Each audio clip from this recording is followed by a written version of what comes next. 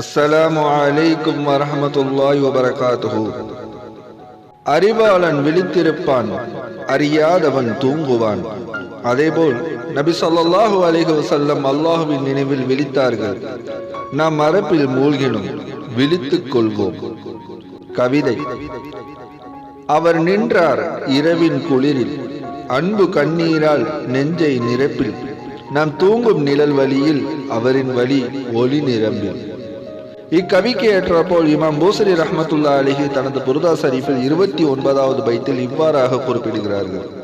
லலம் துசுன்னத மன் நஹியல் அலாம இலா அனிஸ்தகத் கதமாஹு லுர்ர மின் வரமி. நான் தவறு செய்தேன், அந்த நபி ஸல்லல்லாஹு அலைஹி வஸல்லம் அவர்களின் சுன்னாவை பின்பற்றாமல் விட்டேன். அவர் இரவின் இருளை நின்று தொழுகையால் உயிர்ப்பித்தார்.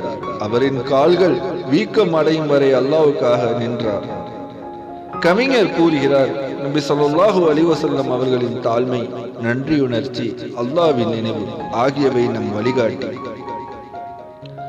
அவர் பாவமற்றவராக இருந்தும் தொழுது அழுதார். ஆனால் நாம் பாவம் நிறைந்திருந்தும் தூக்கத்தில் நேரம் கழிக்கிறோம். இரவின் நபி ஸல்லல்லாஹு அலைஹி வஸல்லம் இருளை தொழுகையால் உயிர்ப்பித்தார்கள். அவரின் கால்கள் வீக்கம் அடையும் வரை நின்றார்கள்.